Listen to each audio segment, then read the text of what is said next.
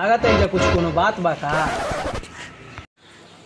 Tent उन पड़ल बा कुछ बा का? हम तारा के जानत नहीं खी चुपचाप ऐसे चले तारा के बुलावला का जब हित आवत रसन दुआर पर तब तो पहुंची आओ तो चलो जल्दी निकल।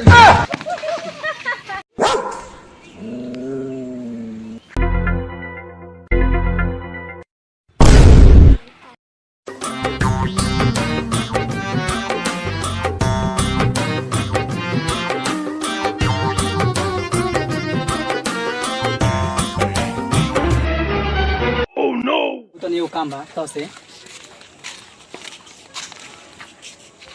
सिलोचन चाचा का दुआरा पर टेंट उंट पड़ल बा कुछ बा का? छोटका लड़का खेता अपन से। ठीक बाबू जा जा अब तू जा आवे तो आइलो तो यही में है बतिया ले।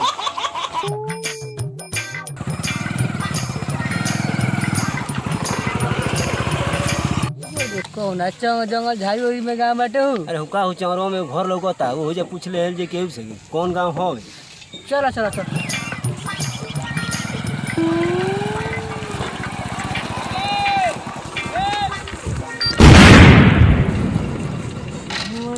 बहु पेंचर हो गया का चलो जा दे लगा बड़ी पेंचर हो जाए यार खूटा खूटा चलो तनी लागत है कि पेंचर हो गइल का। चलो चलो डरा के चलो चलो चलो चलो हुका हुए मोवा पे चलो जा चलो लागत है ये गंगा हटे जान लो गाड़ी पेंचर हो गइल ये भाग मत नहीं कि सकलवा के दिन गाड़ी पेंचर करा चला है। अरे ये पसीना ये गौतम अरे हितौ लोग के हम खोजत रहनी है आवे दे। हाँ उन्होंने लोग के हम खोजत रहनी है पेंचर करा चला का कुछ बात आवे तो दे ना तब हम बताओ तनी। हाँ अरे अच्छा है आवे दे तब सब बताओ तनी अब आ जाए दे। अरे कोना के मुंह देख लेने जा मार देबा ओ मर दे काने के सुबह सुबह मुंह देखने के गाड़ी पंचर हो गई। चलो उन लोग से पूछल जा आज भोगिए खराब बा। चलो उन लोग से पूछल जा घरवा के रे बोनी कि ना बोनी आज पंचर बनाइए देंगे। ए जी सिलोचन जी के घर केने बा? सिलोचन जी के घर केने बा? का महाराज का कहतनी? सिलोचन जी के घरवा केने बा? सिलोचन जी कहीं दूर से आवतनी लोग का ये जवार का होइलो ना का? ना इतना इज्जत से तो केहू ना बोलेला सिलोचन जी पूरा जवार के लोग जानता। भैया हमके दूर से आवत हैं जा आओ दोनों गाड़ी हमके पंचर हो गई हो। यही से नू रउआ लोग अभी जानत नहीं खिलो सिलोचन जी के बारे में। वही खातिर नहीं जाने खातिर हमने कोनो पर्सनल मैटर बा का ओकनी के बारे में रउआ केहू से पूछ देम तो लोग बता दी।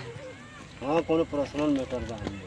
तो बैठी ठीक बा बैठी बैठा हो पूछिए ले जा बैठे दा हो है ना बैठी बैठा बैठा। अरे केहू साइकिल चोर कहेला केहू बकरी चोर कहेला केहू पाड़ा चोर कहेला ई चोरा चोरा के खाली बेचेला सा इहे काम इहे धंधा बा। यही से उनका के नइखे जाना जेकरा से पूछे उ लोग बता दे उनका के। वो कंफ्यूजन बा गबुना हूँ उहे नु कि जिनकर 3 गो लइका बड़ा सा लोटा ना भी लोटा ना ले दुआ। हाँ उन्हीं के घरे तो जाही के बा। हाँ तो उहे छोटा लइकवा से एगो रिलेशन में शादी करा दे बाबा। लइकिया अपना घर के ना हिया का काल ले जातनी गढ़ा में फेंक के अरे उठी सूती दारुए से मुंह धोवेला सा ताड़िए से मुंह धोवेला सा। तीनों लइकवा उनकर बापा अलगे मुंह धोवेला आई वो अलगे मुंह धोवेला वो अलगे लोटा ना तो लोटे लोटे धोवेला। का करबा पूरा गांव के पूरा जवार का बकरा बछड़ी बेच देला सा ओकनी से पूरा ओकनी से गांव खिलाफ बा।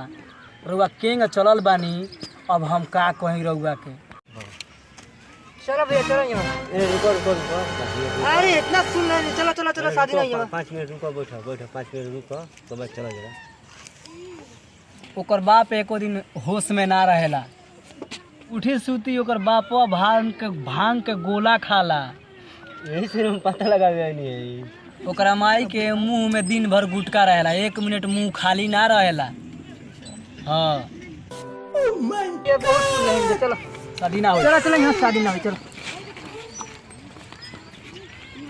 पूछत रहनी है तो भागावत रहल हलो बहा लो मोरी आ कल लो सदिया कट गल सदिया यही के इंतजार रहा हमार कल लो सदिया चल ले भाई चल तो आवेला लसन अभी होला सना का रुको तनी फोन करतनी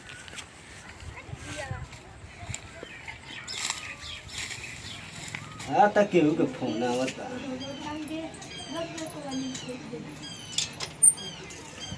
हेलो आज आवेला रहनी लोग का भइल आज जइले ना अब हमने के ना आया जा की हो रे ऐसा ही हमने ना आया जा हाँ ठीक बा अच्छा चली ठीक बा ठीक बा हाँ तो बात बात हम तो ये फंस गए ठीक है